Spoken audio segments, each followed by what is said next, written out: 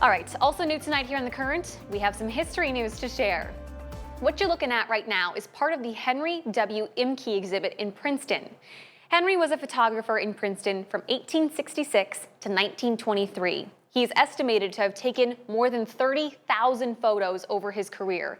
And today, more than 22,000 of his glass plate negatives and tintypes sit at the Bureau County History Center and Historical Society. And this weekend, a team from the center was down in Springfield to be honored by the Illinois State Historical Society.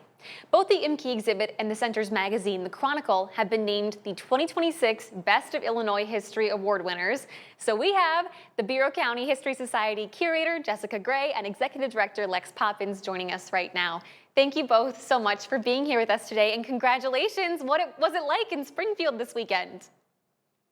Thank you so much. To be honest, it was kind of overwhelming. We've never really won an award quite like this. And I think there were about 200 people there from all over the state. And it was just really exciting to have been honored for the work we've been doing for the last 4 years, reimagining the Historical Society and History Center here in Bureau County.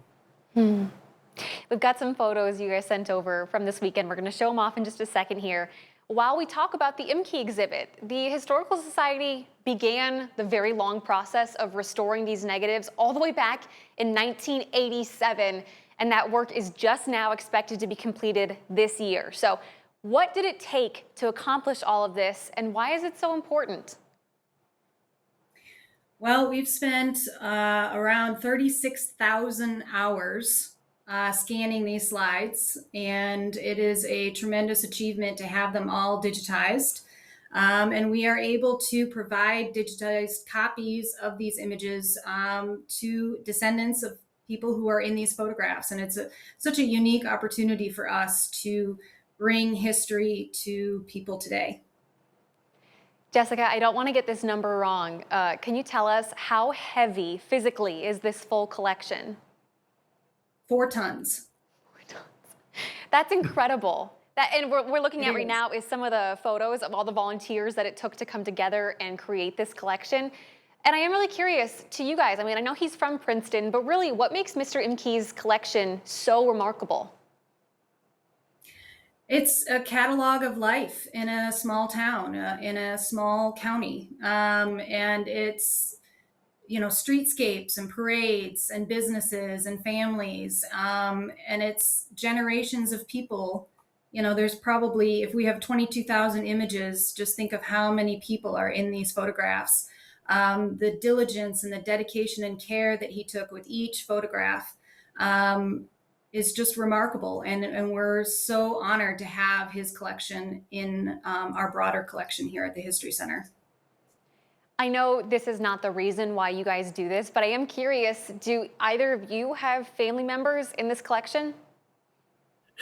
No. I do not, no. Unfortunately, we're very jealous of people who can see great-grandparents and people like that, just how lucky it is to be able to have an image like that of your family member. Seriously. But it is nice to call up a high school friend and go, hey, I think I found a relative of yours, and have them confirm that it is indeed a relative. So it's really cool. That is cool. And that kind of brings us to The Chronicle, which is the History Center's magazine. Tell me about the mission and the types of stories that you tell in The Chronicle.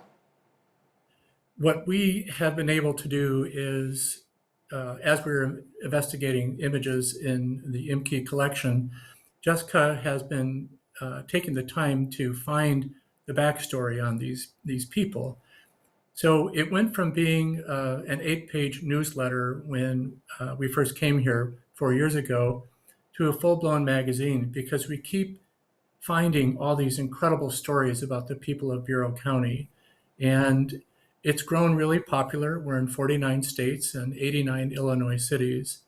And our issue that was put in the mail today will be our biggest ever at 28 pages. So it's been quite wonderful growth over the last 4.5 years. Can you give us a sneak peek here? What is a story that people can read about in the edition that went out today?